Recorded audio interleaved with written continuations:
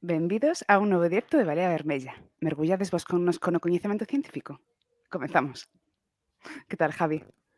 Que tal, Iria? Moi ben, que tal? Ben, desexando mergullarnos neste universo matemático que temos hoxe, non? Sí, hoxe, ademais, está guai porque é un tema que tratamos pouco. Creo que xa tivemos un Mm, pouco de feedback de que hai algún friki das matemáticas aí por aí, sí, así sí. que creo que Algo vai ser un comentaron directo, polas redes. sí, diferente e interesante tamén. Pois sí, moitas ganas, moitas ganas. Pois hoxe, este universo matemático é unha das colaboracións que facemos con Xerais, que sabedes que mensualmente imos comentar un dos libros de Básicos Ciencia. Hoxe toca este. Son un pouco disléxica, non sei se tes algunha Por aí, opinión sí, sobre sí, eu estas. tamén o teño Sí, por aquí. teño un Non pouco de sei se se problema ve. coa esquerda e dereita. Sí. Está. E no vídeo máis aínda, pero sí. Así que facemos unha colaboración mensual con Xerais. Sabedes que, como vedes aí abaixo, temos tamén o patrocinio de Puntogal, Ujú. que nada, que dende aquí tamén queremos animarvos a que si estades pensando en iniciar algún proxecto que vos animedes a facelo con Puntogal, porque nos pensamos que traballamos con eles porque pensamos que é un dominio que ofrece varias vantaxes, non? En primeiro lugar, que identifica o teu contido, e deixa claro de algunha maneira de onde ves, non? O Puntogal sempre é como un feito diferencial. Ujú. Achega tamén, non, o mercado cliente, poderíamos decilo así, en termos un pouco máis empresariais ou económicos, non? Sí, claro. Eh, Quen teña unha e empresa, pois podelle interesar máis tamén, claro. exactamente, claro, tamén axuda a que os buscadores atopen preferentemente ese contido, non? Tamén é diferencialo tamén vale para iso. Se unhas unha marca, pois protexe a túa marca, non, ou a túa imaxe, e, polo que a nos respecta, apoia axuda aos proxectos que se crean dende Galiza, non? Como vedes, pois, apoia proxectos pequenos como Balea, tamén outros podcast como, por exemplo, Café Derby, e isto, pois, eu creo que aporta valor engadido, non? E Sin ademais dúbida. identifica o teu público e o máis importante que o dominio é noso, é galego. Sí, sí. Iso é importante, ter esa identificación. Así que quedades todes animades a estar aí rexistrando o voso dominio da vosa iniciativa ou proxecto, o que querades, ou a vosa páxina web persoal, se queredes, tamén o podedes facer, así que non o dubidedes. Estamos dicindo por aí que foi guai o das criptomoedas, non? Sí, decía Til Vegal que estivo moi ben. Pois é o que E a falábamos ao verdade é que sí que principio, sí. estive moi ben. Sen dúbida foi un gran directo. Di aquí os das ideas, si Gal é de Galiza ou de Galicia, pois como máis che guste, como ti queiras chamarnos. Sí, aquí non somos como nalgún parlamento e algún presidente que pon condicións a Galiza ou Galicia. Non Non, temos aquí problema. sí, a gusto de quen nos vexa e de quen decida poñerlle punto gal. Hola, María Levo, que tal? Hola, que tal? Que está por aí tamén Laura Veiga de Pingando Sí. descifrando a historia, así que moitas grazas a todos. Ben, pois hoxe seguimos co segundo directo que facemos en colaboración con Xerais, como xa dixemos, hoxe imos falar de matemáticas, vale? Ujú. Que creo que é un tema que a moitos de nós, incluso os que fomos por ciencias, nos facía un pouco de bola, non, Javi? Bueno, igual ti eras dos que lle gustaba, a min gustábame, pero ao mesmo tempo facíaseme un pouco de bola. Sí, depende, que eu penso que preparando este directo falámoslo un pouco, non? O tema das integrais e demais sempre foi así un pouco o lado escuro das matemáticas no instituto. Sí, así que esperamos que este directo tamén nos sirva a todos para reconciliarnos un pouco cunha materia así, cunha época escura das nosas vidas. Pero que tamén é unha ferramenta imprescindible para comprender o mundo no que vivimos, non? E creo que nun mundo cada vez máis tecnolóxico, pois cada vez máis. Entón, hoxe, para axudarnos en todo isto, contamos co autor de Universo Matemático, Antón Labraña.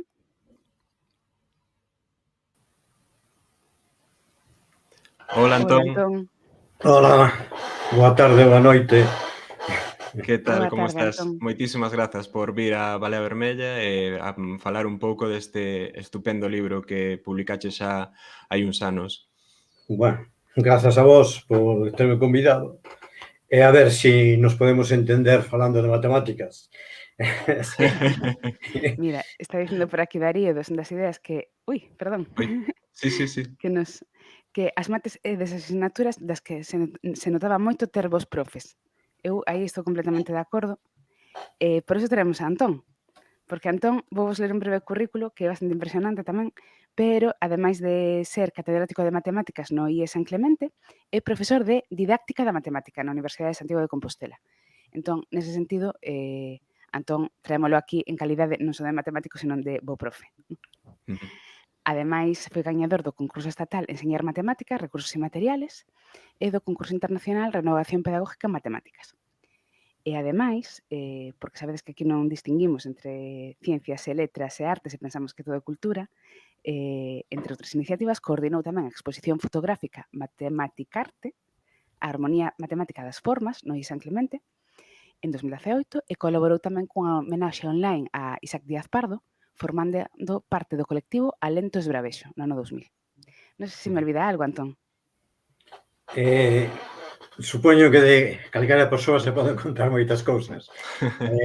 As máis significativas creo que si as citache, únicamente decir que como xa estou en proceso de xubilación, a universidade deixeina o curso pasado para ter un pouquiño máis de relaxación na miña vida.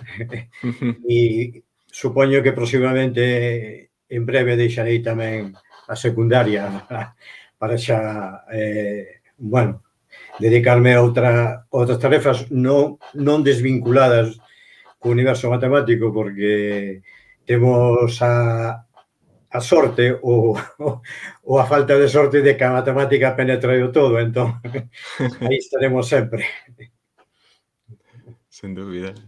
Mira, pois se che parece, Antón, queríamos comentar un pouco todas estas cousas que dixo Iria na presentación, pero aproveitando tamén o comentario que fixo Darío sobre a importancia de ter vós profesores e demais, se che parece, eu quería preguntarche, xa que ensinas didáctica das matemáticas, cal é a túa opinión sobre isto, sobre como se ensinan as matemáticas e se é certo o que decía Iria antes de que hai alumnos os que se lle pode facer un pouco bola a materia e como crees que se ensinan? Se ensinan mal ou se é cuestión máis subxectiva de ter un bo ou un profesor máis mediocre, digamos?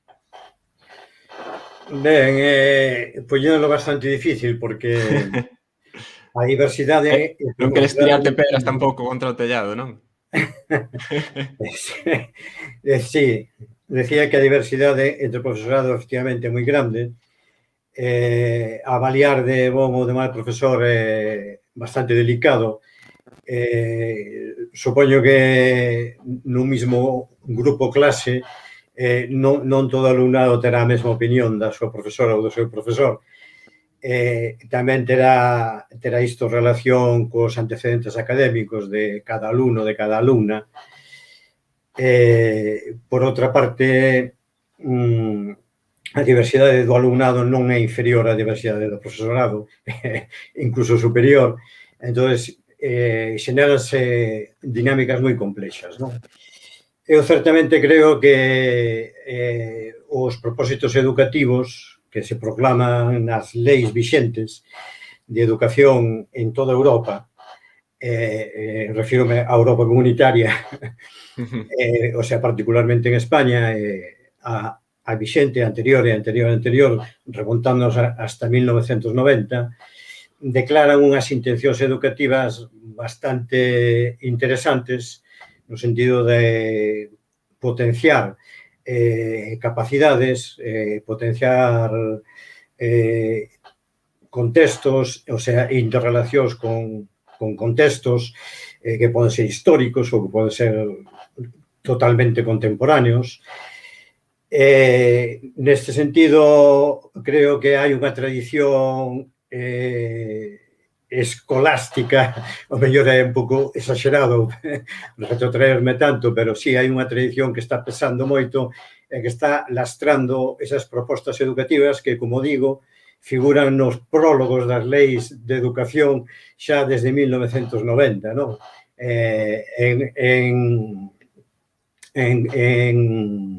simposios internacionais pois xa desa década, incluso anteriores, pero vamos, declaracións da Comunidade Europea xa desde o ano 2000 ou desde o 2002 en Lisboa, creo que foi no 2002.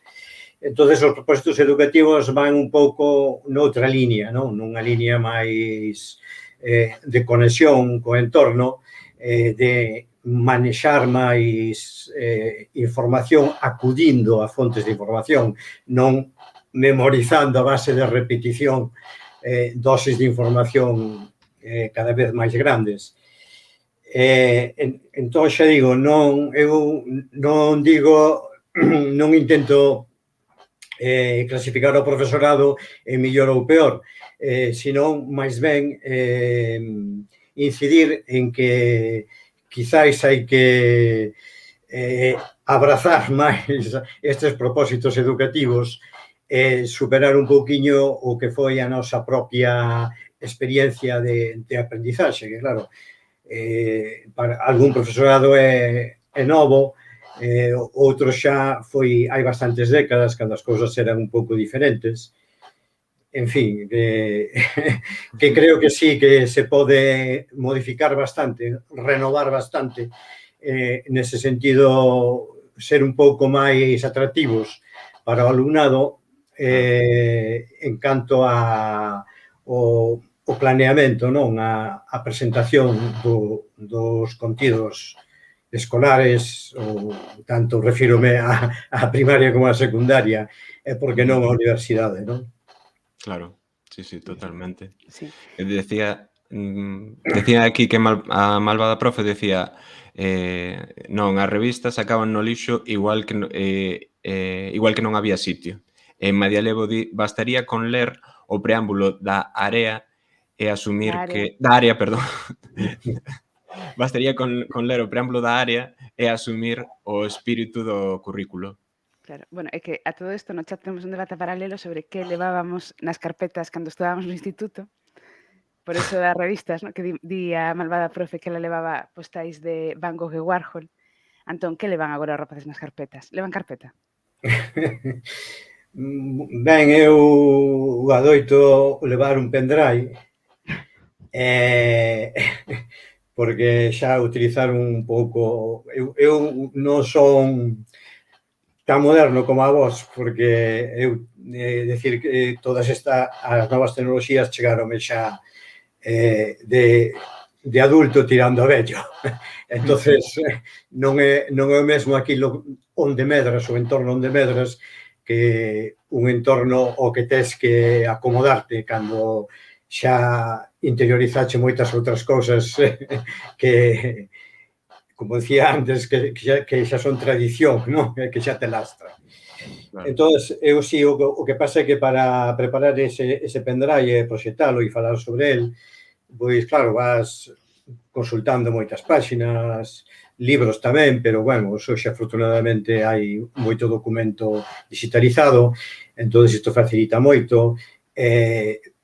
Eu que sei, se, por exemplo, se me permitides o detalle, se, por exemplo, estamos en primeiro de ESO falando de números negativos, pois eu procuro que me cadre cara ao inverno, non demasiado inverno, pero cara ao inverno, outono avanzado, e entonces saco un mapa de temperaturas do día presente no que estou compartindo cos alumnos. Entonces falamos de temperaturas máximas e temperaturas mínimas, e aí aparecenos a mestura de positivos e de negativos. Entonces propoñémonos calcular canto variou. E claro, a variación en Moscú é unha resta de negativos, a variación en Lisboa é unha resta de positivos, a variación ao mellor en París é un cero menos un negativo. O sea, que se dan todos eses alicientes que fornecen unha oportunidade absolutamente contextualizada, absolutamente presente e absolutamente real de que todo ese engranaxe operativo de más por más, menos por menos más por menos menos, etcétera, que todo iso, en vez de ser unha retórica que se aprende únicamente por repetición, pois resulta que está xustificado na visualización dun mapa de temperaturas do día que podía ser, para supoñer, pois o 15 de novembro próximo, non? É dicir, matemáticas aplicadas á vida real, non? Ver como nos afectan, como existen en realidade no noso contorno os números negativos, de alguma maneira. Sí, efectivamente, quero dicir, hai moitos contextos, non? Hai outros contextos tradicionalmente de deudas e de ganancias que tamén se poden aproveitar, porque non? Pero quero dicir que as posibilidades que a nova tecnoloxía nos dá podes facelo con algo moito máis vistoso, porque incluso, claro, ti mostras un mapa en vostras cidades e, de paso, pois estás botando unha mão a outras áreas de coñecimento, non? Porque volves a reubicar, que, por certo, eu a veces faulles unha pequena xogarreta ao alumnado, doulles un mapa mudo que lle chamábamos antes, para que ubiquen as cidades que logo van a aparecer. Non sempre as ubican ben, non? Iso que son grandes capitais as que eu escollo, non? Para que, digamos, esta elección que eu fago non xenere unha nova dificultade e se volva en contra do atractivo matemático que eu escondo tras estas actividades, non? Comentaba por aí Madia Levo que decía que o ambiente da aula en primaria cambia por completo cando o que facemos ten significado para eles e elas, un pouco o que estabas falando ti, Antón. E tamén preguntaba Darío que como levan outro tipo de matemáticas máis difícil de aplicar na vida cotiá de crianzas do instituto, como logaritmos. Pois é moi interesante a pregunta.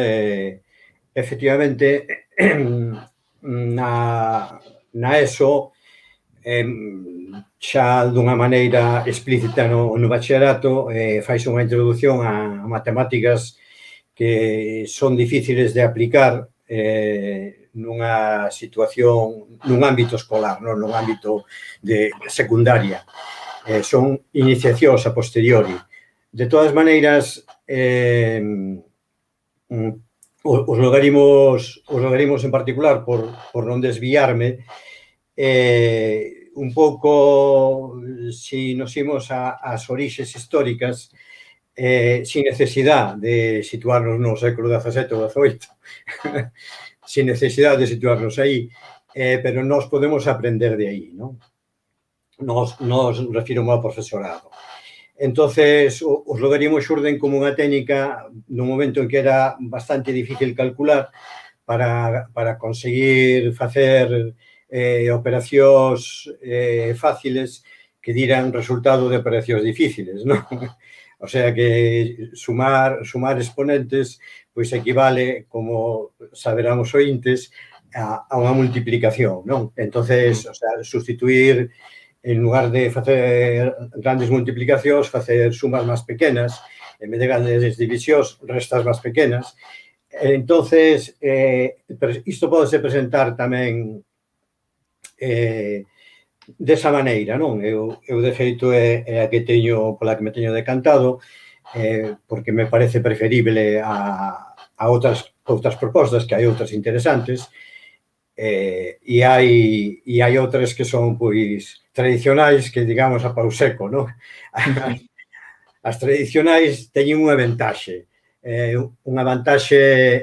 descarada en tempo, que si quen introduce o profesor, profesora que o introduce, di que isto é así, entón, ora, imos a repetilo, facendo pequenas variacións, pois iso aforra moito tempo para a adquisición de unha determinada técnica ou rutina, non?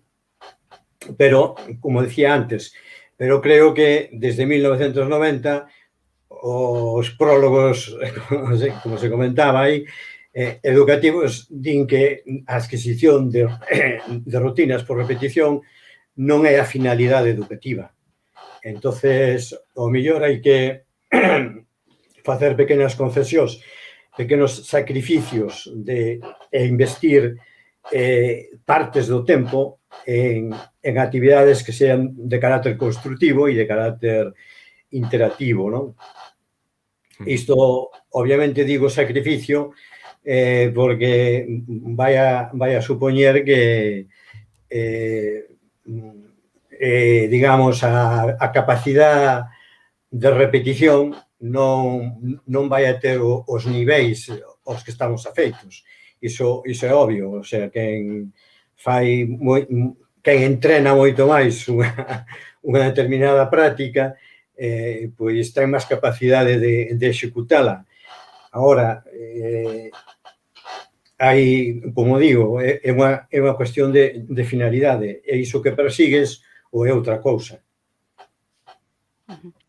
Sí, precisamente un pouco isto que estás comentando, ¿no? Que é como se imbrican, ¿no? as matemáticas tamén noutras áreas de coñecemento, ¿no? Como decías antes de deixar os compañeros de outras materias como aí a pelota no seu tellado, ¿no? E intentar que todo sexa un pouco máis interdisciplinar, ¿no? E non sexa unha mera repetición, que eu creo que os que nos quixábamos do ensino de mates basicamente nos quixábamos de repetir cousas que non acabamos de entender, ¿no?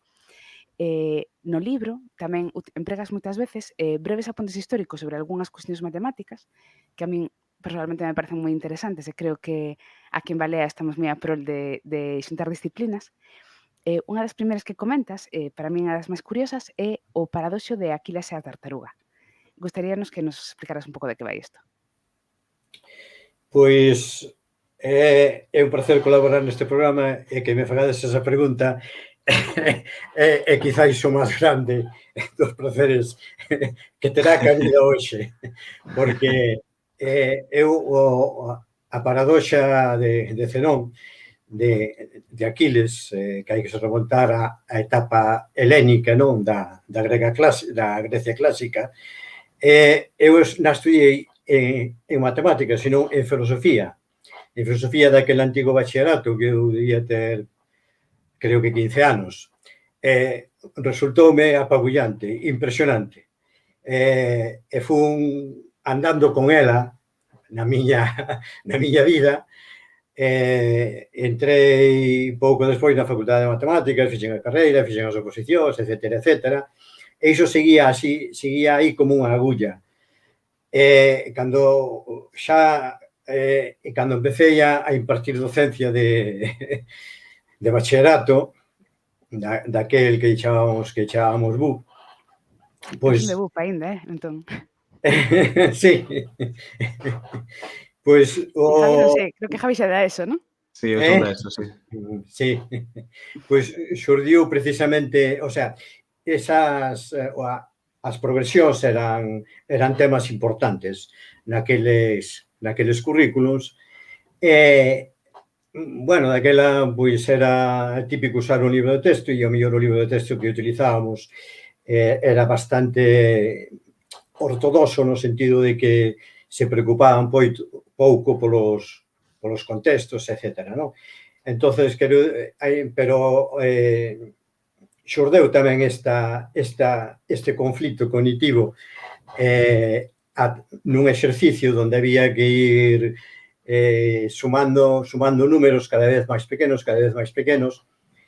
Entonces, se eu tiña esa teima persoal interiorizada co Aquiles e a tartaruga, unha versión que fago no libro, que é a da Ra, que vai saltando o estanque, non é original meu este exemplo da Ra, pero a sucesión dos saltiños da Ra, sin Ra, era o que estaba no libro de texto aquel, que eu lle explicaba a aqueles chavales que naquel caso non era mixto aínda. Entonces dixo o alumno, pero profe, se sumas infinitos números positivos, iso ten que ser infinito, non? Entonces eu dixo, esa estáme falando desa teima que eu traigo desde os 15 anos comigo, non?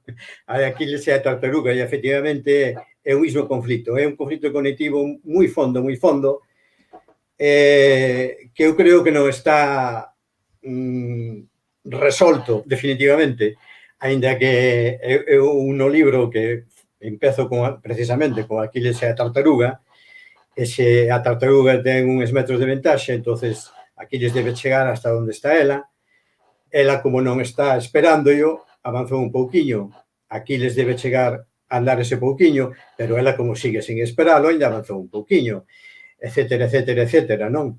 Entonces, este proceso de reflexión que nós podemos facer é un proceso que ten infinitos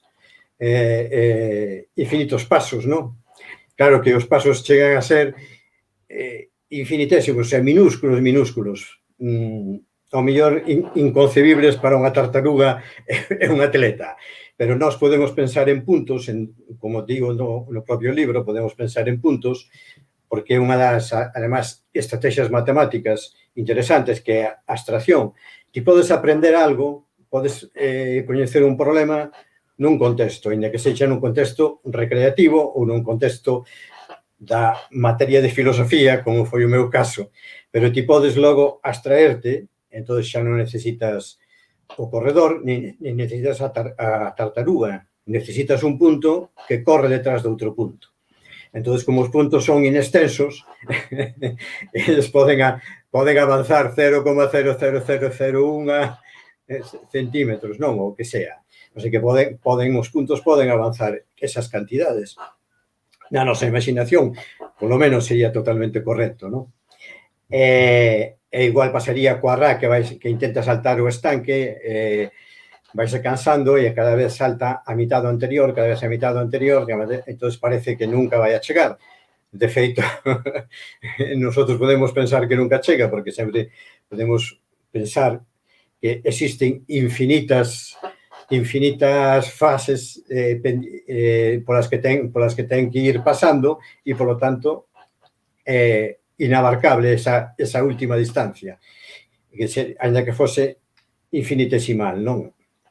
Pero podemos pensar igual que un puntiño, e o puntiño sí podería percorrer iso, non?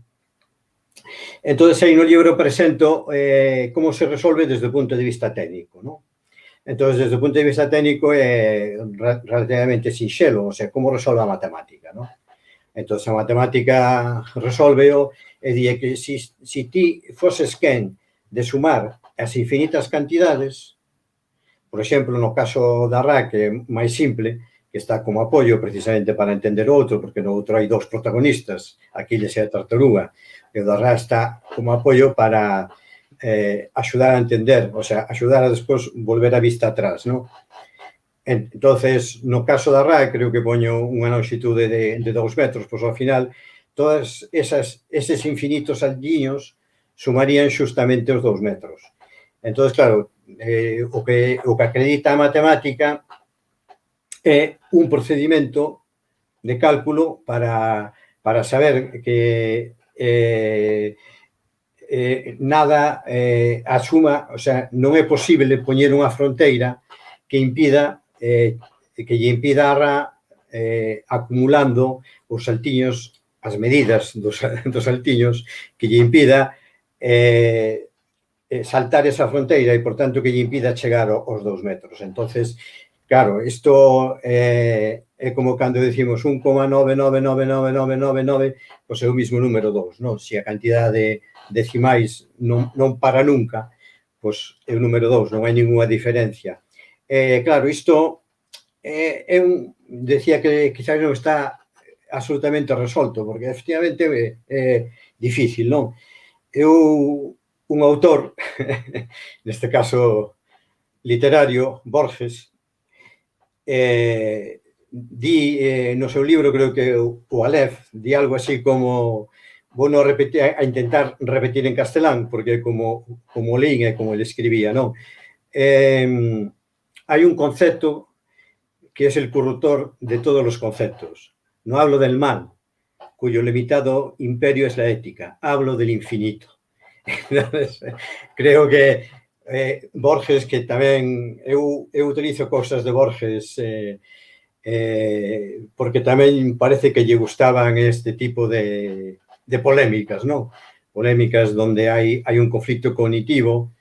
De feito, bueno, ten ese libro da Biblioteca Infinita, tamén ten unha reflexión sobre Aquiles e a tartaruga. ten así, ten o libro da Area, que tamén reflexiona sobre a infinitude, non? Eu utilizo tamén algunhas citas para acompañar, para enriquecer, aínda que certamente, como decía antes, todo é un sacrificio de tempo, non? Cada vez que introduces un mapa cos nomes dunhas cidades, estás desviando unha parte do esforzo dos 50 minutos que dura a clase de matemáticas a elementos de xeografía. Se introduces unha frase dun conto de Borges, pues estás desviando tamén un cachiño dese tempo a literatura. Entón, por iso digo que hai que ser conscientes de que efectivamente é un sacrificio, pero si merece ou non a pena facelo, de momento, efectivamente, as leis din que non só que merece a pena, senón que é o que temos que facer. Eu, personalmente, estou convencido de que merece moita pena, porque as posibilidades de chegar a calquera técnica cos medios que temos hoxe ao noso alcance son inmensas, non? Entonces non é tan necesario un entrenamento duro, durísimo, para que seña improbable que teñas un erro nunha cousa, porque tes elementos tecnolóxicos moi baratos que son que ti con eles eres moito máis eficiente que ti sin eles. Entonces, quero decir que se recupera o tempo así. Eses sacrificios recupéranse con tecnoloxías ben adaptadas. Estaba dicindo por aquí, Óscar, por exemplo, que isto que estamos falando é o problema das asíntotas, non? O sea, se cadra é moito máis interesante entender que é unha asíntota e para que se usa, non? Que o feito de saber facer a operación matemática, o sea, de ter moita pericia en saber facer a operación matemática ou ser moi rápido, non, operando. Sí, das asíntotas, por exemplo, hai tamén na parte de xeometría ou na parte de funcións, hai tratamento explícito delas. Eu utilizo moito tamén intentando sempre contextualizar, non, o que se fala un crecimento asintótico, non? Un crecimento asintótico é un crecimento que se vai estabilizando. Iso, por exemplo, ora estámolo aínda vivindo con este temazo da pandemia, non? O sea que non se pretende dicir, pois, encontrouse unha solución e mañá xa non hai nada, non? Senón que vamos paulatinamente acercándonos, pois, a ese nada que desexamos, non? A ese valor cero contaxios. Vamos paulatinamente. Ese é o crecimento, neste caso, de crecimento asintótico, pero noutros casos é crecemento, non? Entón, trato tamén de, tanto desde a perspectiva das funcións, por exemplo, isto é moi fácil. Eu en matemáticas sempre lles pregunto, en matemáticas aplicadas de segundo, de bacharelato, cando nos exámenes hai sempre un exercicio de funcións, iso é prácticamente común, non? Creo que todo o profesorado facemos. Sí. Entonces, sempre lles pregunto si se estabiliza ou non se estabiliza isto ao longo do tempo, non? O sea, eso lles preguntando ou pedindo que me calculen a asíntota. Claro, o alumnado como que interactúa comigo entende cal é o sentido da pregunta. Isto estabilízase ao longo do tempo. Sabe que o profesor está pedindo que se calcule unha asíntota e que se responda dunha maneira significativa, non que apareza unha I igual a 2x menos 3 ou que sea, simplemente, non? Sí, de feito, outra das preguntas que queríamos facer, que nos parecía interesante, era un pouco tamén ao fío desto de como, de alguna maneira, o coñecemento matemático, e máis en concreto a estatística, está sendo importante agora para entender todo o tema que está pasando coa pandemia, non? Isto que estás contando, por exemplo, de como se estabiliza, non? que se representaría nunha asíntota, pero tamén outro tipo de cuestións como, por exemplo, entender a posibilidade de padecer un efecto secundario ou, por exemplo, entender como se fai unha enquisa, non? De opinión. Ti no libro tamén falas de estadística. Nos preguntábamos se crees que a poboación ten un coñecemento suficientemente completo de estadística, de matemáticas, en concreto de estadística, como para entender de forma suficiente, digamos, este tipo de cuestións. Ben, a poboación que non pasa por estas materias de estadística de segundo de bachillerato ten poucas oportunidades, non? De chegar a entender, por exemplo, como se fai unha sondaxe. Eu tamén, Xa non sei como se volvendo de senón antes, simplemente interpretar os datos, non? É dicir, ser sí, capaz de entender os datos que se ofrecen. Referíanos a iso máis ben. sí. Sí, bueno, ahora, por exemplo, estamos coa pandemia por non escaparnos aínda dese tema. O sea, fálase, por exemplo, de indicadores a 14 días, a 7 días, non? Entonces, ben, nós temos unha oportunidade de falar precisamente de como abordamos a variabilidade de datos, non? O sea, se non existisen fluctuacións entre os datos, pois non tería demasiado sentido facer un cálculo que é unha serie temporal a 7 días ou facer os cálculos a 14 días, non? Precisamente facémonos porque o dato de hoxe, o dato de contaxios de hoxe, vamos a supoñer, hoxe que é día 14, non? Non ten por que coincidir co de mañá nin co de ontes. A parte, tampouco ten que coincidir a capacidade de transmisión de datos ao órgano encargado de monitorizar eses índices, non? Entón, quer decir que pode fluctuar bastante. O sea, un dato que pode ser nun territorio ontes que puido ser de 400, hoxe quizáis sexa de 250, pero isto non indica que andemos pola mitad, porque mañán igual é de 375.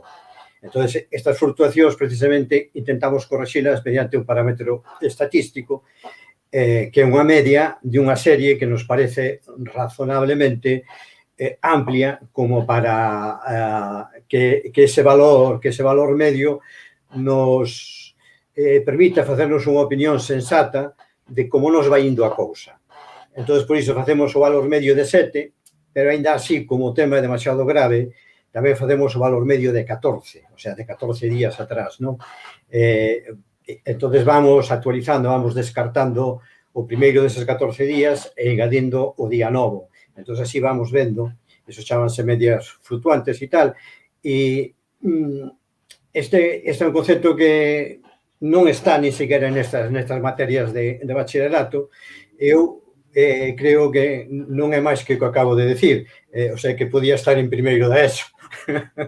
Esta parte, outras partes necesitan moita máis aparataxe simbólico, non? Pero esta parte eu creo que podía estar perfectamente xa en primeiro da ESO. Non está, pois... De feito, polo chat había como unha pequena rifa entre... Bueno, non era rifa, era saber se realmente estaba agora no currículo ou non, se estaba dando estatística no bacharelato de ciencias ou non. Preguntaba por aí Darío, estaba Fortes Novoa correxindo, creo, aclarando, tamén Óscar por aí. Supoño que sí, non, Antón? Supoño que no bacharelato de ciencias sí que se dá. O sea, Sí, outra cousa é o que comentaba, creo que Óscar, que decía que no temario estaba, pero que depende do profesor, pode haber máis ou menos implicación nesa cuestión. Bueno, sí, iso é verdad, porque como os temarios son realmente extensos, pois as actitudes do profesorado son bastante desiguais, non? Entón, por exemplo, cando eu estudiei a licenciatura, que daquela era agora é grau, pero antes eran 5 anos de carreira, non? Sí. Non había estatística. Introduciuse despois. Entonces, quero dicir que hai unha parte do profesorado que tivemos que aprender xa de maiores a estatística, e iso pode nos facer máis ou menos gracia, e iso pode levarnos á decisión de, se non me dá tempo a dalo todo, pois a que renuncio? Pois a estatística. De todas maneiras, isto está pasando máis ben na ESO.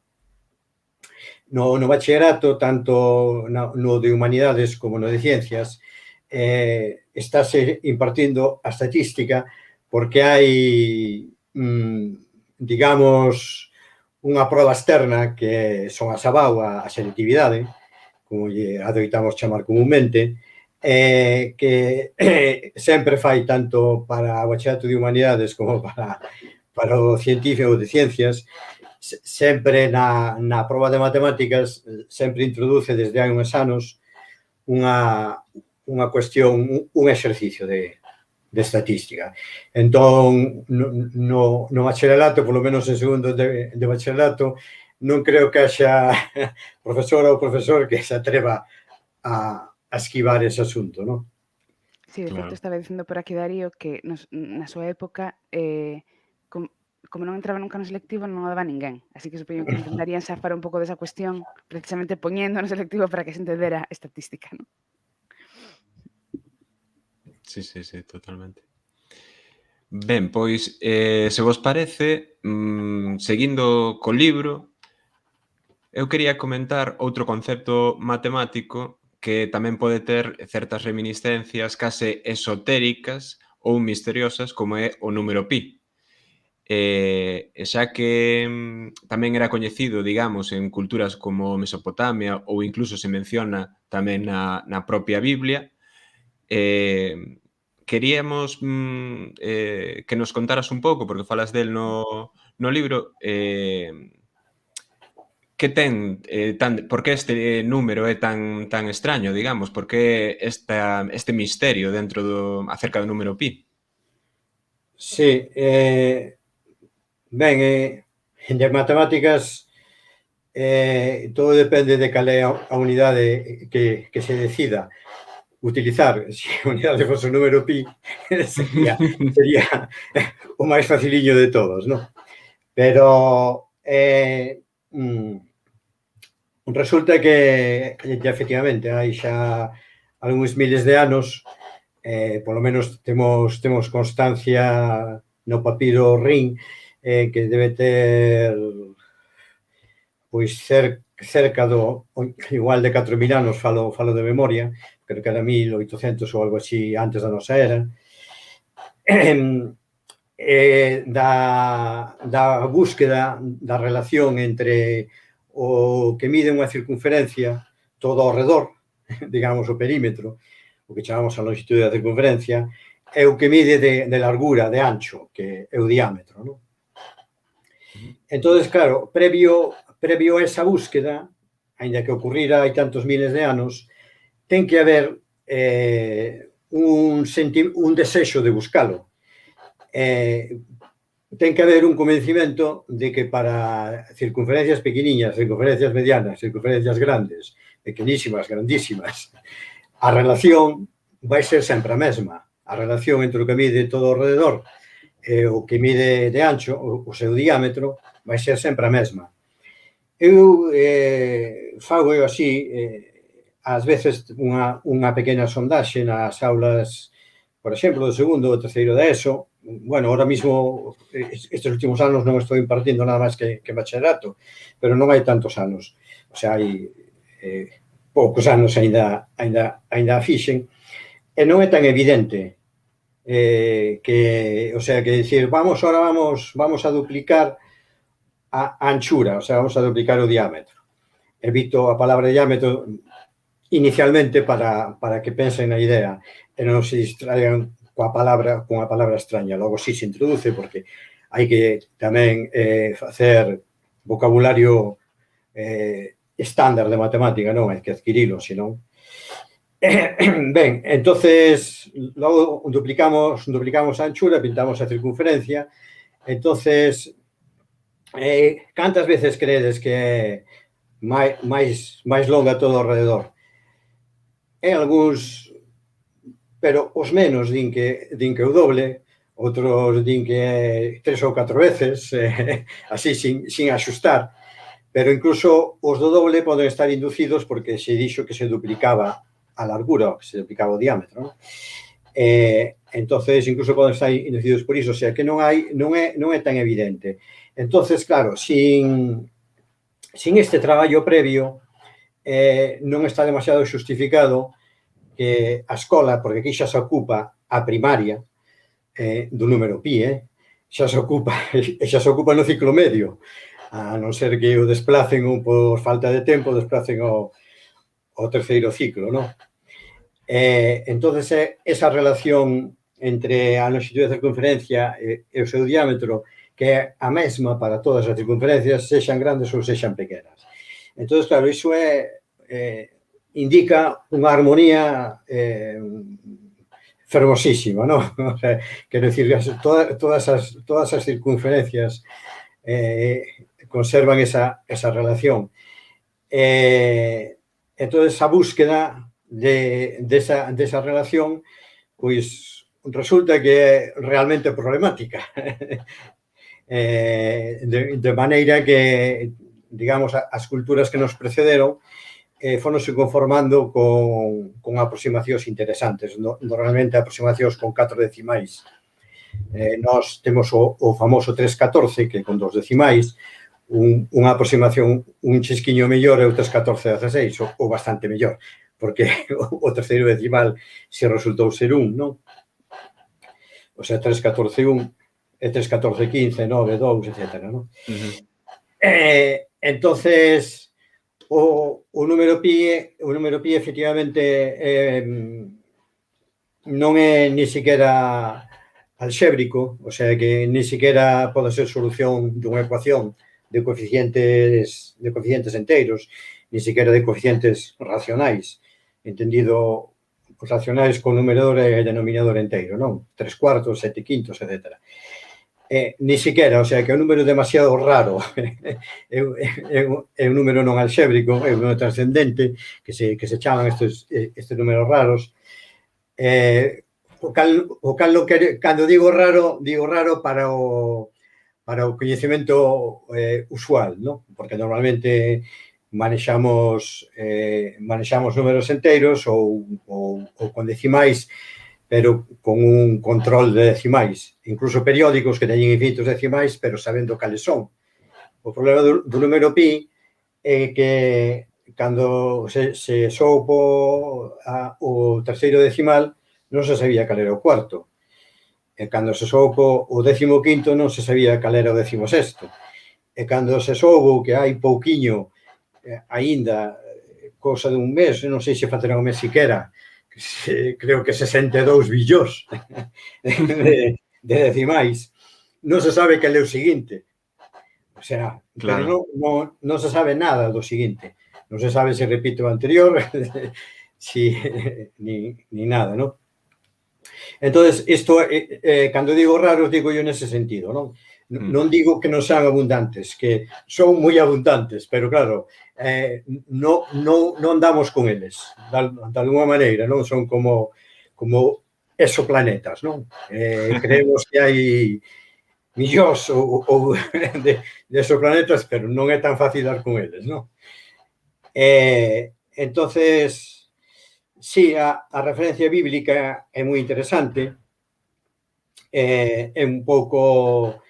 Aí creo que se conforman co valor enteiro, que sería 3, non? 3, aí creo que se conforman con 3, porque non hai intención de crear discurso matemático nese pasaxe, ou nesas pasaxes, porque creo que son 2, non?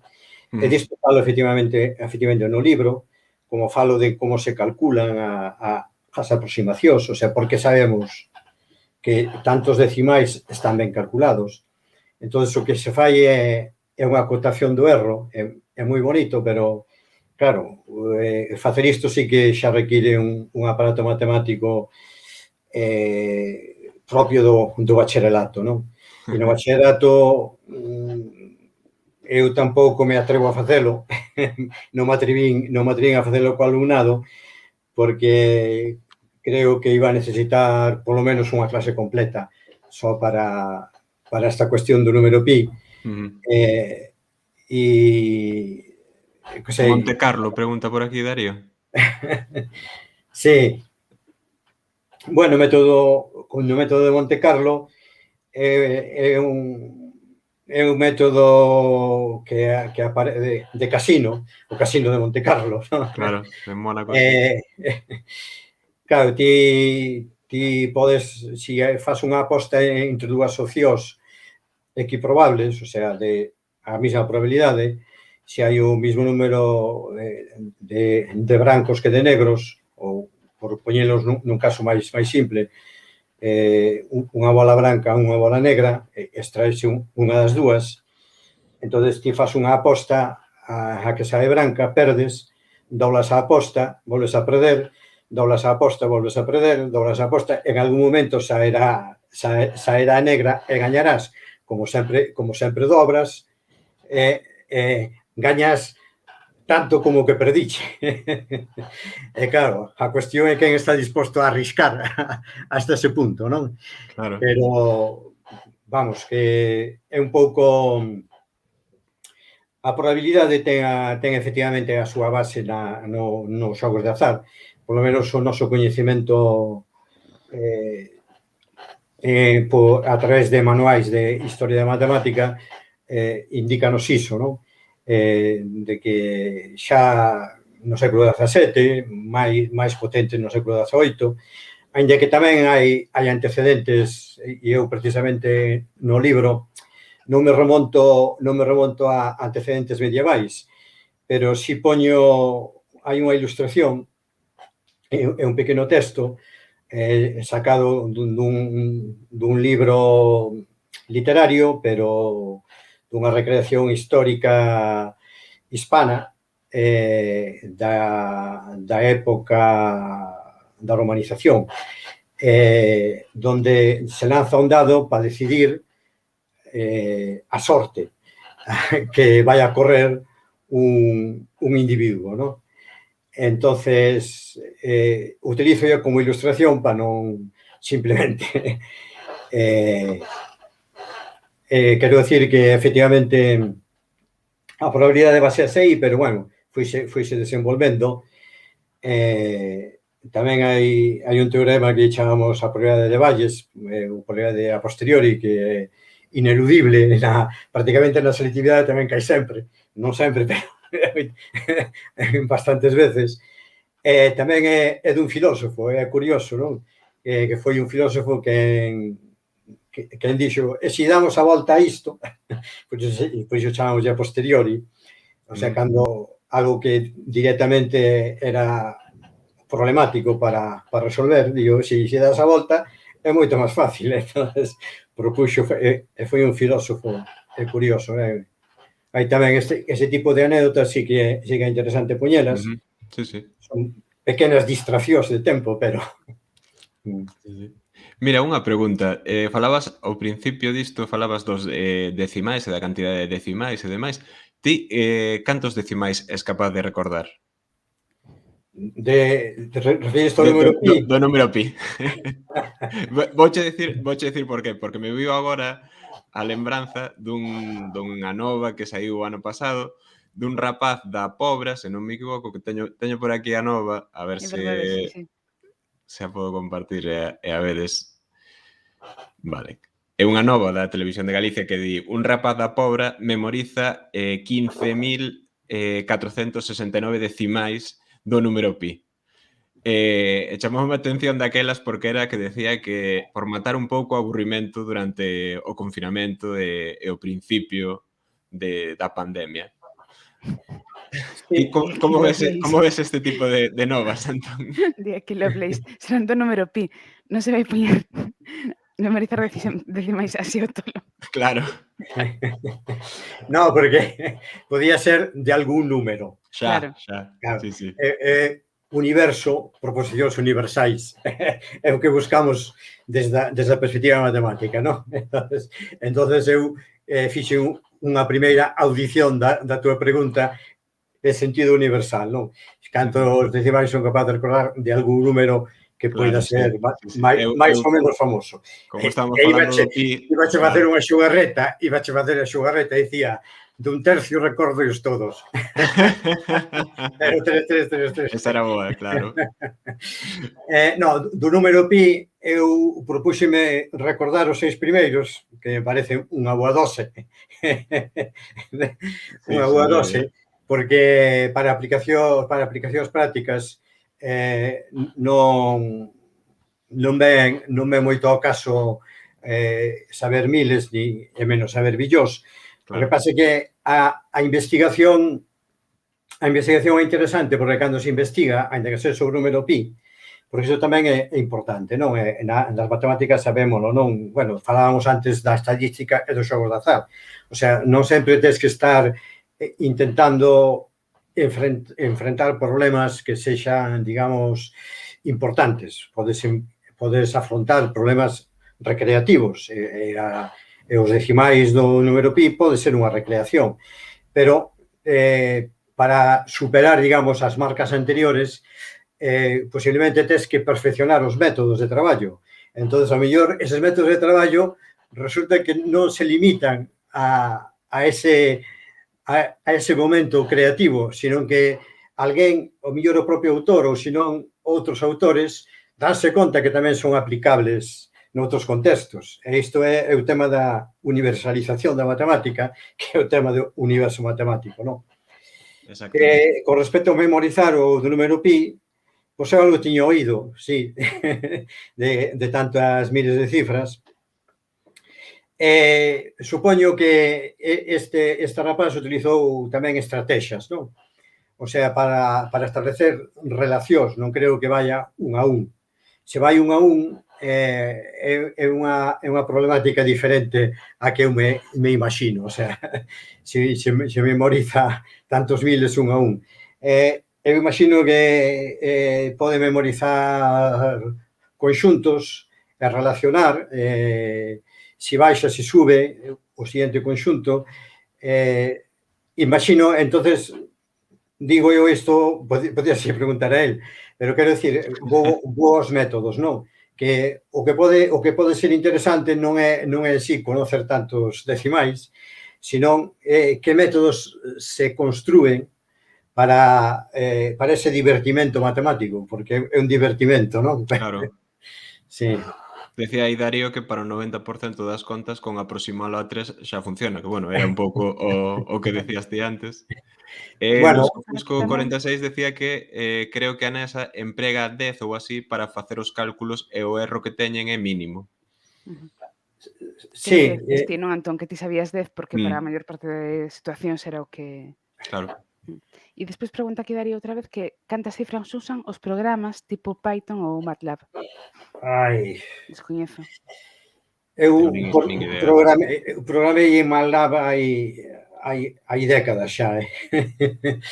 E tamén noutro programa máis potente incluso que era o Fortran, tamén programei porque tuve, bueno, cando irrompeu a informática no mundo educativo, pois algunhas persoas confundímonos. Eu, por exemplo, creín que dedicar os meus esforzos á informática, a programación en particular iba a ser o que máis satisfaccións me daría. Confundíme, non era.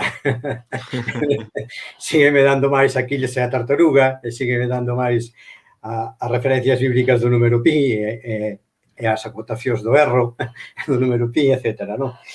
Entón, abandonei un pouquiño ou un moitiño abandonei a informática, limítome aos programas estándares que me permiten elaborar eses apuntamentos que levo no pendrive, incorporando fotos, mapas, algunhas fórmulas.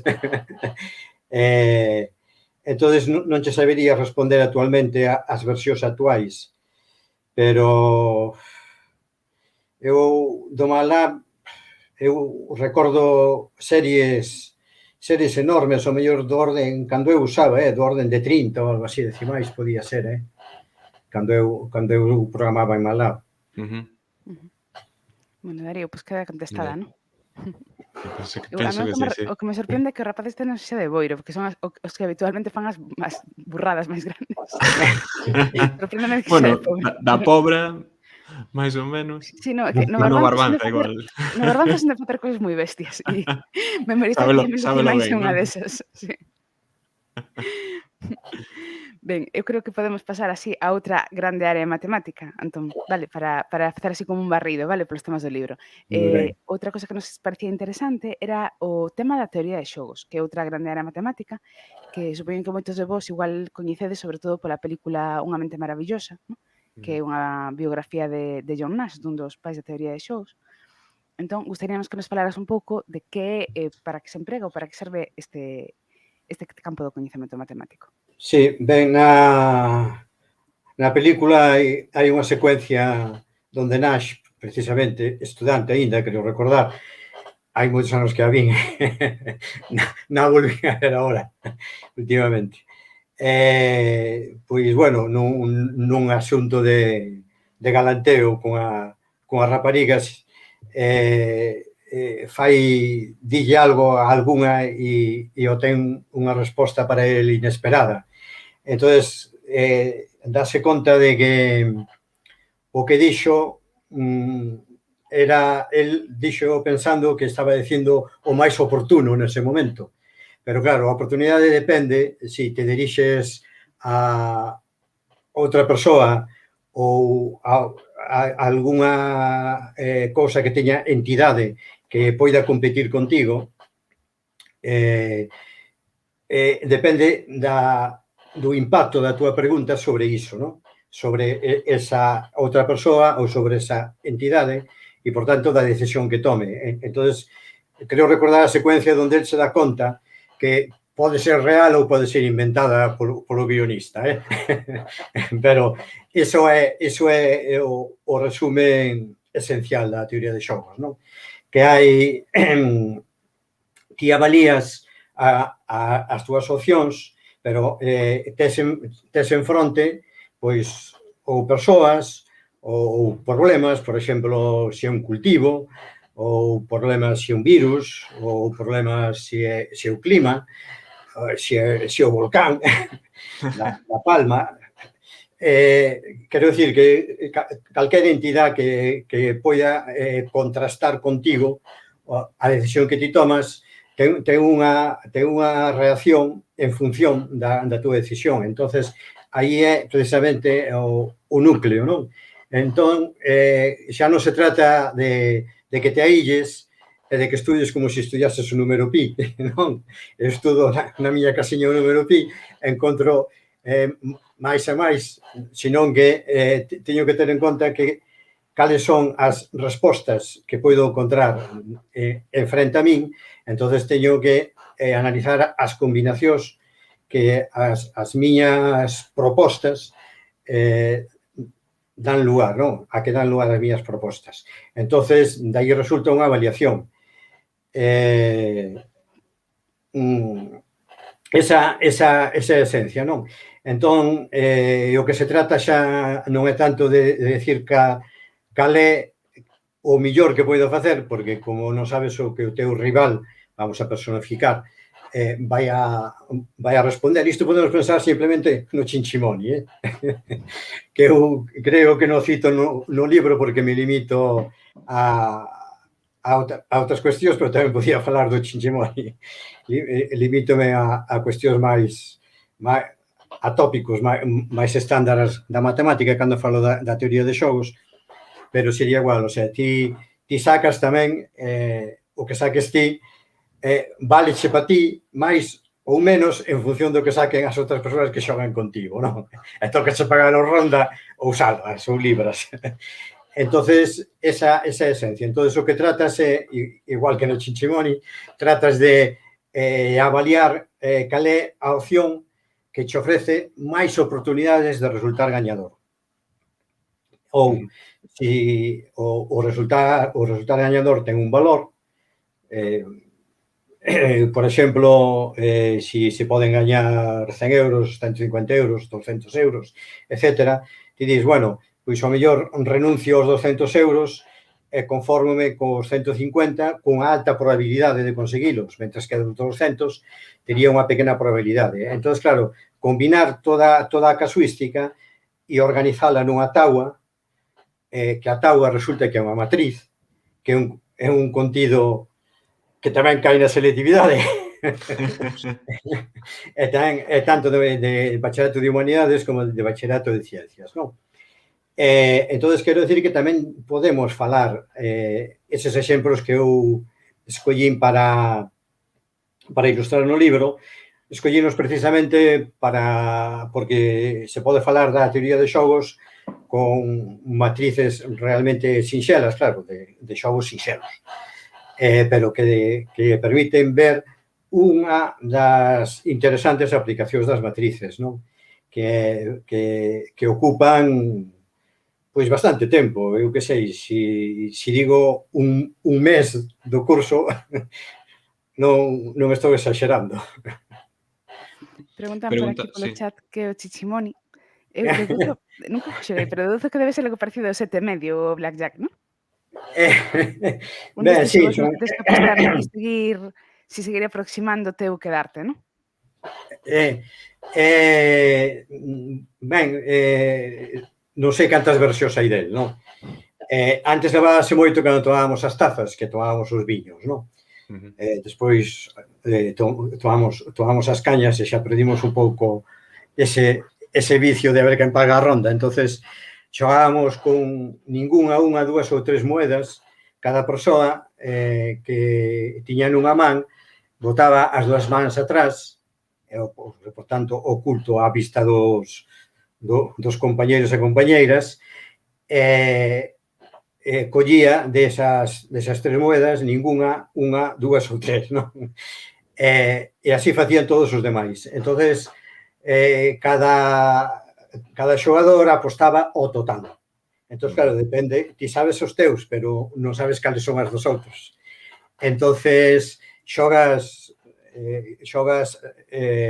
nese sentido como os tafures do póker, non? Xogas un pouco aí en psicoloxía, non? A proposta que eu facía aclarado isto é moito máis simple, non? Intencionadamente dicía, por si algún colega teñen ganas de buscar unha breve ilustración para as matrices. Bueno, no libro teño incluso, despois desta breve ilustración, un apéndice por si lle colle un gusto. Pero, bueno, a breve ilustración é con intención de que aquel alumnado que lle gustan as mates, pois busque cousas e encontre que se relaciona co que ele está estudando. O sea, con aquelas cousas das que se ten que examinar. Entonces, tamén o libro vai, digamos, salpicado así nesta perspectiva. Despois veñen, bueno, ten un índice alfabético para que lle seña fácil encontrar as cousas que lle interesan. E despois, para aquel outro alumnado que un pouco a matemática faz un pouco bola, se atragoan un pouco, pois pode ver isto tamén, non? Pode que lle guste tamén iso da teoría de xogos. Pero, bueno, están outras partes, como a de Aquiles e a Tartaruga, onde teñen unha recreación, digamos, máis explícita, non? Con esa intención de que quede bonito, non? Para que esa xente que lle resulta áspera a matemática, pois que encontre tamén oportunidades. E así, bueno, pois intento que como son conscientes, non, de que o alumnado é de diferentes capacidades, ten diferentes traxectorias, ten diferentes gustos. Lóxicamente, eu tamén tiven o meu estudiei matemáticas, pero eu tamén tiven compañeras e compañeiros que lles desagradaron bastante profundamente, entón eu tamén me lembro deles e trato de estas oportunidades así máis recreativas, trato tamén de favorecerlles, non? Nese sentido. Sí, é que un pouco a primeira pregunta que che facíamos de respecto a isto, a valorar a bos ou malos profesores, que, bueno, iso é máis subxectivo, pero tamén é certo que moita xente no instituto dá as materias dun xeito que despois se dá chegado, por exemplo, eu coñezo xente que de química que o pasaba fatal no instituto e logo chegou á carreira e tivo unha media enorme. Era unha das primeiras da promoción. Entón, ás veces pasa iso, non? Que te atopas cuns contidos que non és capaz de identificar ou de asimilalos no instituto e despois na carreira acaba sendo totalmente diferente. Non sei como ves ti isto. Sí, non, quero dicir que é perfectamente entendible o que me dis. Supoño que tamén haberá experiencias de quen lle foi mal no instituto e lle seguiu indo mal. Seguro, Na carreira, non? está claro. Pero, bueno, quero dicir que tamén hai outros parámetros, non? Sí. Ti podes, digamos, madurar no sentido académico o ano seguinte, non? Que che interese tamén outro tipo de... Claro, a min algún alumno, algunha alumna tamén confesado, non? A posteriori, sempre se aprobaban, senón xa non me confesaban nada, non? É dicir, bueno, pois agora teño mágoa por non ter estudado máis, porque agora doume conta de que a utilidade tería aprendido cosas que intúo agora que son bastante máis interesantes, pero claro, naquel momento, pois estás naquel momento, tes a idade que tes as tentacións que tes. E tamén é unha cuestión de maduración moitas veces, sendo adolescente é complicado. Sí, está dicindo por aquí Tibegal, que eu creo que é un resumo fantástico, no? Que coido que se dá demasiado cálculo e poucas matemáticas, no sentido, entendo, de comprensión máis profunda e máis teórica, non? Que é do que fala Antón. Sí, vamos, o cálculo efectivamente ocupou séculos de creación matemática, non? Os logaritmos xa que falábamos antes, pois xa son relativamente recentes na historia, digamos, son un intento de ter cálculos por procedimentos menos complexos. Despois, se falamos do cálculo diferencial e integral, temos a Leibniz e a Newton.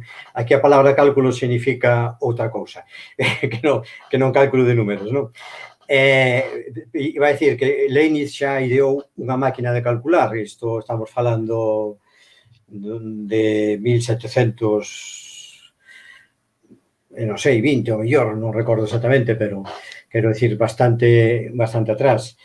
Pero os métodos de cálculo, as regras de cálculo escolares, por exemplo, son do Renacimento, o sea que tampouco nos creamos que a maneira de sumar levando, de restar levando, de esa caixinha que facíamos para dividir, de multiplicar, cando toca a segunda cifra corres unha para a esquerda, corres a fila inteira para un lugar para a esquerda, etc. Que non nos creamos que iso é inherente á matemática, non.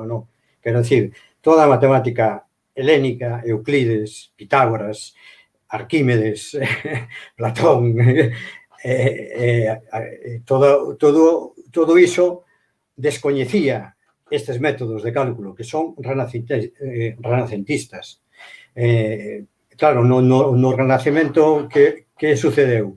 Que houve unha explosión comercial, non? Da navegación, trouxo os descubrimentos, o prestamismo, o desenvolvemento das tarefas productivas, dos sectores productivos, gremios e todo isto. Entón, facía falta moita xente con capacidade para calcular. Non facía falta moita xente con capacidade para idear métodos de cálculo, nin para reflexionar sobre métodos de cálculo, senón que tuvera capacidade de calcular. Entón, ideáronse métodos fáciles de repetir. Un método é fácil de repetir, entón, ideáronse métodos, seleccionáronse aqueles que se creeu que serían máis fáciles de repetir despois dun entrenamento, e a escola, pouco a pouco, foise ocupando dese capítulo do entrenamento. Entón, claro, faise moito entrenamento para eses cálculos, pero ao mellor nunca se fai a reflexión sobre por que calculamos así ou por que calculamos de outra maneira, non? Esta reflexión, volvo a insistir, ocuparía un tempo, pero é un tempo de que a tecnoloxía permítenos dispoñer, non? Porque a calculadora na escola tamén está introducida por lei. Está introducida na primaria, por lei. A pesar de que eu sigo vendo nas programacións de primeiro de ESO que din que non se pode usar a calculadora. Pero se está introducida desde a primaria por lei, como que non se pode usar en primeiro de ESO? Esas programacións están aprobadas polos organismos competentes en contra da propia legislación. O mellor non son conscientes. Ben, pois un pouco para ir pechando, Antón, gustaríanos que nos falaras un pouco dos teus vindeiros proxectos. En que estás metido agora? Ben, agora, como dixen antes cando foi o da informática, esa alusión, eu, dediqueime aqueles anos, equivoqueime, a miña paixón está nestas recreacións que poden ser en contextos figurativos, como Aquiles e a Tartaruga, ou pode ser en contextos reais, como pode ser, por exemplo, para introducir as matrices, propoño pois unha multinacional que pode ser a que temos máis cerca, por aí por Arteixo, por non facer máis publicidade, pero, simplifico eu, non? Sempre, porque facemos introducións, non? O sea, que pode ser, ou, por exemplo, a estadística introduzo cunha colaboración que fixera para sáleme Instituto de Doación de Órganos, pero creo que non é instituto, como se denomina, de doación de órganos e trasplantes de Galiza, que Axencia, creo. Quizás a xencia, agora non recordo. No ano 2014 enviaran aos centros de secundaria unha petición de colaboracións e enviaran a memoria anual do 2013. Entón, eu vin que aí había posibilidades moi asequibles, non? Entón, quero dicir que é un problema real que me permite introducir conceptos peliagudos como a correlación e que teñen un significado explícito. A correlación, o que introduzco, utilizo datos reais proporcionados por esta axencia de doación e trasplantes. Eles mostran datos de trasplantes, por exemplo, hepáticos. Entón, mostran cantos donantes houbo, que edades tiñan os donantes e cantos fígados ou foron ou anacos de fígado foron utilizables para un trasplante, presumiblemente con éxito, claro. Entonces, iso é precisamente, hai unha correlación, hai unha relación entre a idade do donante e a probabilidade de que a súa doación seña realmente útil para o paciente que a recibe, ¿no? Que é o que desexa o donante, que é o que desexamos todos. Entonces, esa correlación é precisamente como ali están os datos, entonces é facer o que facemos cunha táboa de datos, pero sobre o mismo exercicio matemático, pero sobre o problema real, e ademais desa importancia, ¿no? O sea que non hai nada que involucre unhas técnicas diferentes ou uns coñecimentos distintos. Non tens que ser médico, nin tens que ser donante, simplemente é o conxunto de datos que se mostran mediante unhas gráficas e empezas a estudar cal é a relación que hai entre eles e esa relación mutua son os índices de correlación de Pearson, por certo. Non sei se me foi un pouquiño da pregunta, Iria. No, para nada. Era eso, simplemente... Porque me preguntabas, claro, en que estás decía que, últimamente. Claro, eu busco isto e despois onde non encontro elementos construídos, pois inventoos. Entonces, por exemplo, daqueles a tartaruga, recreo yo. Xa estaba construído, non? Era a paradoxa de Zenón. Pero outras veces inventoos, non? Entonces, por exemplo, para explicar os sistemas de numeración, pois atribuínlle a invención do número a Eva, a Eva bíblica. Porque, vamos, a magnitude da súa presencia na cultura occidental de Eva é enorme, hasta o punto de que a antecesor de todos os homo sapiens que vivimos por aquí, por o Xapón, por Suráfrica, por Laponia, etcétera, non? A antecesor de todos chamase Eva mitocondrial, non? O sea que non é gratuita o uso de... Entón, eu atribuínlle, porque se Eva foi creada dunha costela de Adán, a Adán tiña que faltar unha costela. Entón, ese descubrimento, claro, é unha invención miña, non? Que iso, que Eva se preocupara por esa eiva do seu Adán, non? Dicía, coitado do Adán, que lle faltaba a costela e foi para crearme a mí. E descubre que non é verdad. Entonces, iso é unha recreación da invención do número. O sea, máis ou menos o contexto obviamente non foi ese, pero tuvo que ser algo que teña un paralelismo matemático con iso, non? Eu, polo menos, é o que creemos e é o que os apuntamentos dos libros de historia que logo eu vou engadindo a ese relato literario que introduce a idea matemática. Despois vou engadindo pois algún elemento histórico, algún elemento presente, e vou indagando así. E todo isto estou estruturando eu en contos matemáxicos. É moi fácil pasar de matemáticas a matemáxicas, tan fácil que algún que publiquei, crendo que me equivocaran, correxírome matemáxicos e puxeronlle matemáticos. Unha revista en concreto, despois xa os avisei, e dixe, porque pensaron que non tiñan ni sequera que decirmo, que era un erro obvio. Dixe, non, son máxicos porque non son verdad.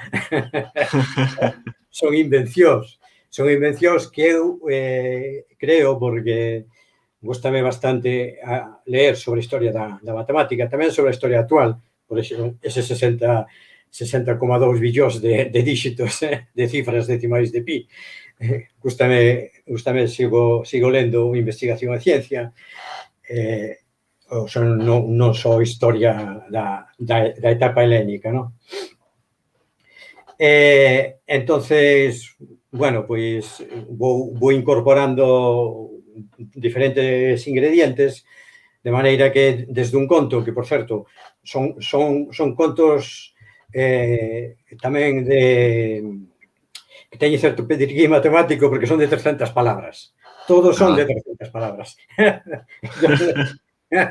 Cando escribo, o mellor sáeme 380, porque xa intento apuntar, non? Xa intento apuntar. E despois empezo, a ver, xa hai unha frase que non é necesaria, despois xa hai algún abuso, mellor de artigos ou de pronomes e tal, e vas peneirando, e vou así, entonces empeza, ten ese tamén elemento constituinte matemático. Entonces, igual que ora neste universo matemático, o que tomei como guión foron os programas de segundo de bachillerato, incorporaba algunha cousa de primeiro se era pertinente, ampliaba algunha cousa que pode ser de algunha carreira, se era pertinente, se viña ao caso. Agora o que tomei como referencia son os programas da ESO, non? Pero tamén podo tomar cousas incluso de primaria ou podo estenderme hacia algunha cousa de bachillerato. Neste sentido, o que quero é que sean contos, que sea un libro de contos, non que sea un libro de consulta como é o universo matemático, sino que sea un libro de contos. O sea, que un avó, como é o meu caso, bueno, un avó yo poida ler a súa neta e que a súa neta se quede dormida co conto.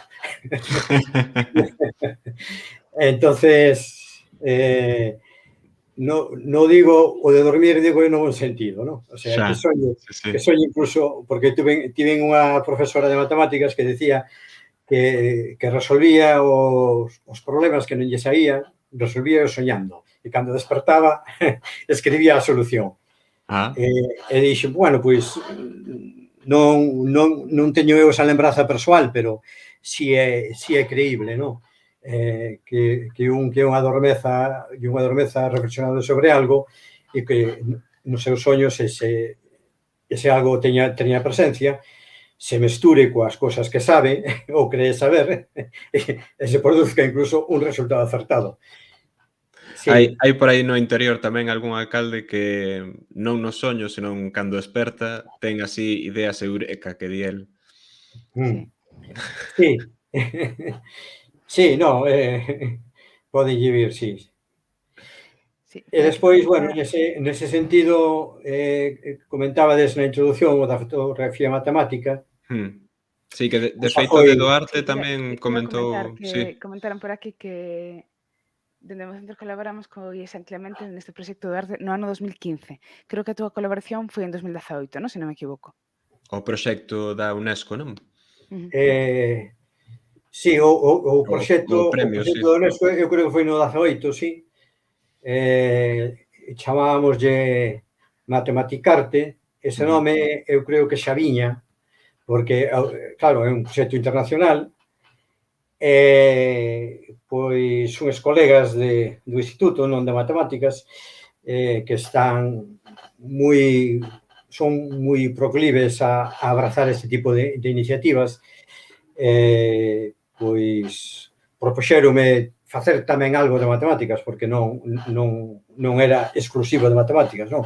Fanse moita cousa tamén co equipo de dinamización lingüística, fanse tamén cousas propias de informática, de diferentes ámbitos da informática, e despois cousas tamén de ámbito artístico, a fotografía entre elas. Entonces, bueno, eu vendo as posibilidades, pois barallei a facer a fotografía matemática, que tampouco é unha idea original, quero dicir, houve moitas exposicións anteriores de fotografía matemática, non? O que pasa é que esta, claro, viña promovida pola UNESCO e declaraba nas súas intencións que foran estas actividades que foran contribucións a unha labor de integración educativa, non?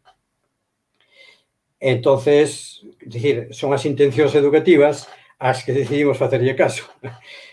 nesta exposición. Entonces organizamos desa maneira, non? Que cada fotografía non só tiña que recrear a través da imaxen un contido matemático, sino que tiña que dar lugar a un lema de carácter emocional. Non sei, creo que, por exemplo, nunha fotografía onde se ve unha persoa avanzando pola Praza da Quintana, entre que non se recoñece a Praza da Quintana, hai unhas ventanas e unha verxa con un enreixado que son retas paralelas e avanza por unha zona soleada. Entonces, claro, o motivo matemático retas paralelas, o motivo histórico a Praza da Quintana. Grazas. Sí, efectivamente, non? É a Praza da Quintana. Entonces era falar un pouquiño, pois falase do que é a Praza da Quintana, do que é a Catedral, estas cousas, falase un pouquiño das retas paralelas. Tamén se fala das xeometrías que non se basean no axioma das paralelas, que son casualmente as xeometrías de máis éxito no século XX, non? E no que vai de 21, que a relatividade de Einstein, a partir de aí, non? As xeometrías elípticas que utiliza el, que non foron ideadas por el, foron ideadas por un matemático, Riemann, e antes tamén outros matemáticos, Lobachevsky, Bolyai. Bueno, houve máis ou menos un século antes de Einstein que se estuvo dando caña aí, non?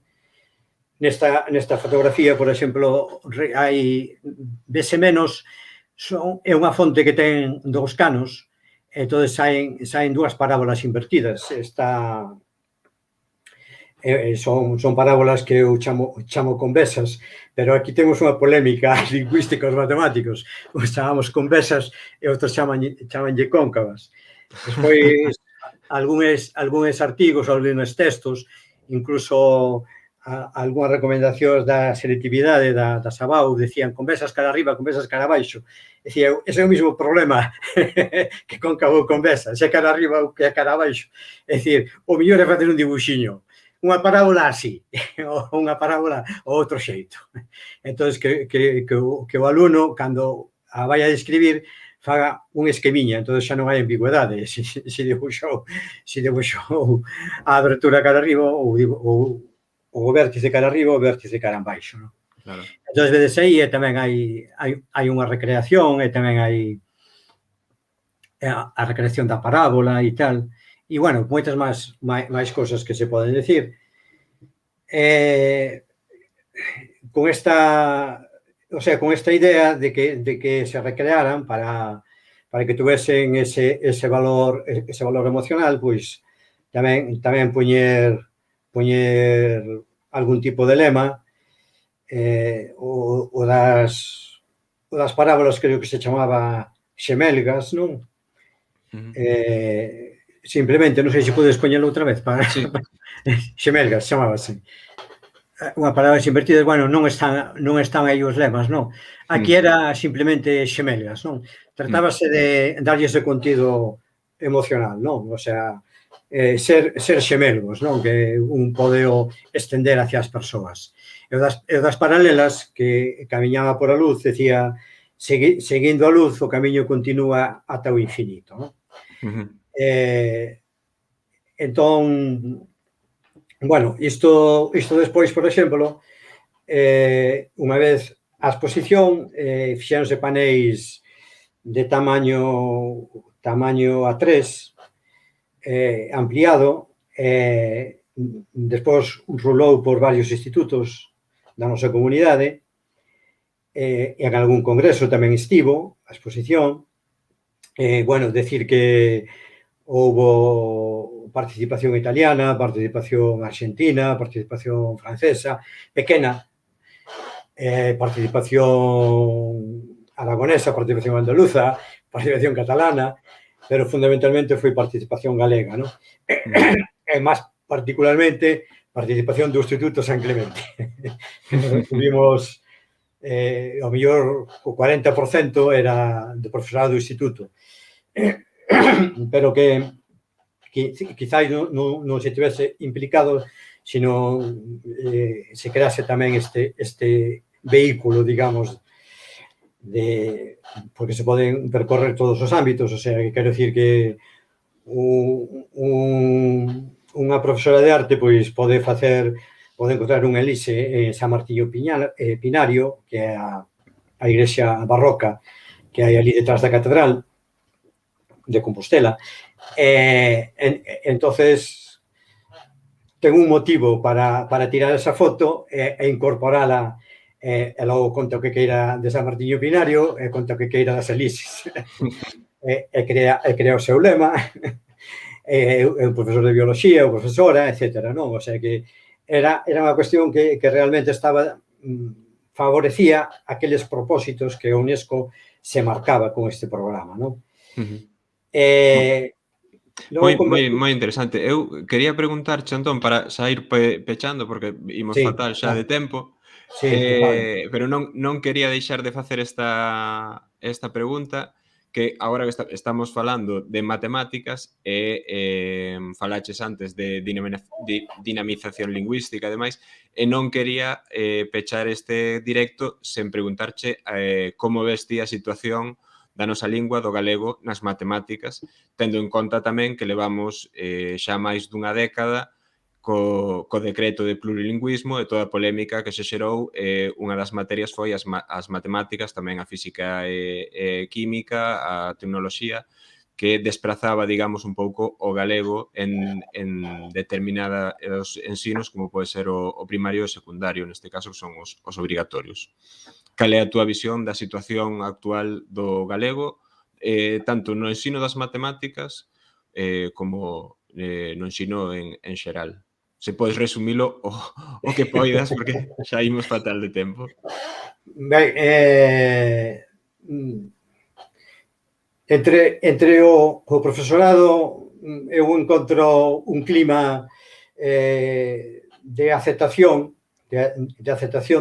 non de uso, pero de aceptación bastante favorable, maioritariamente favorable.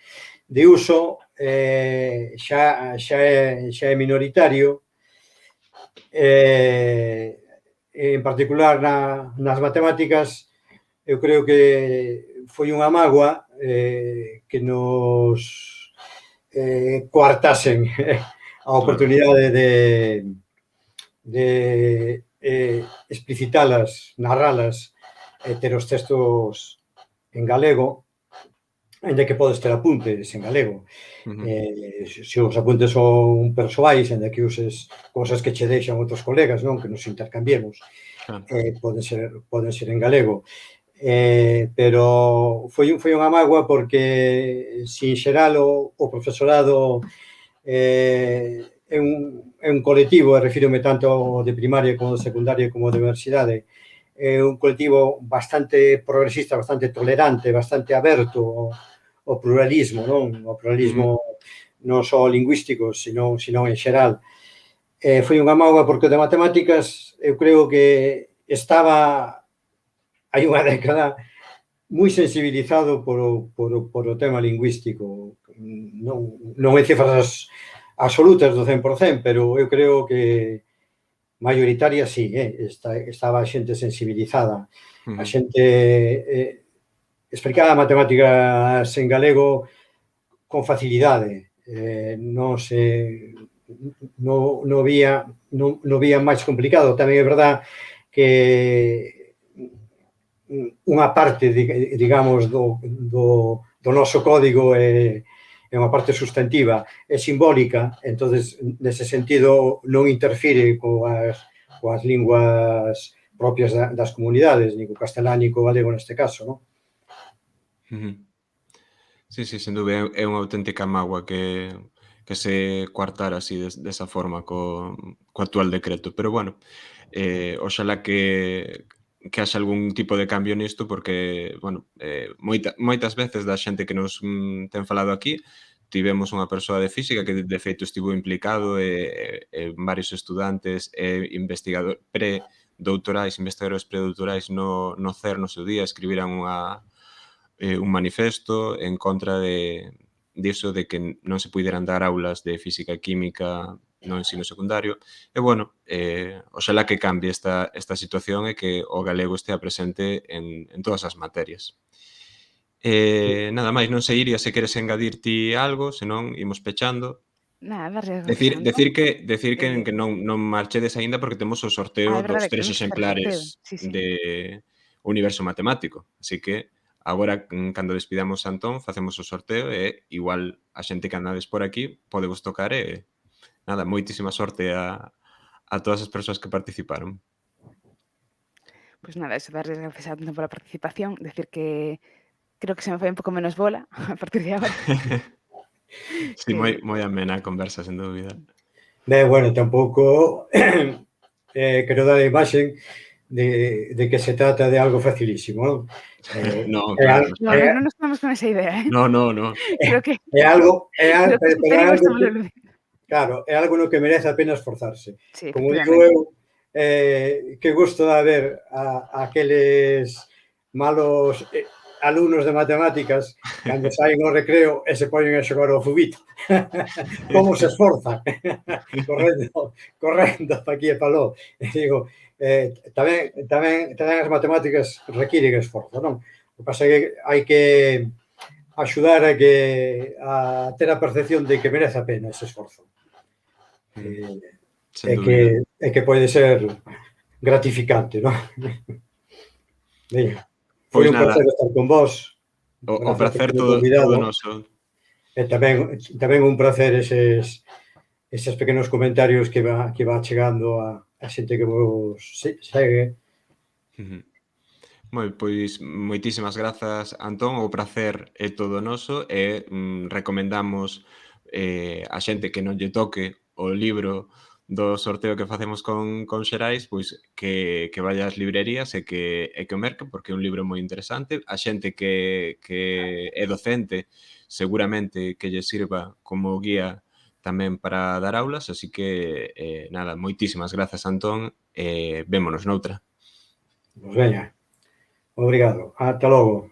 Agur. Entón, obrigados.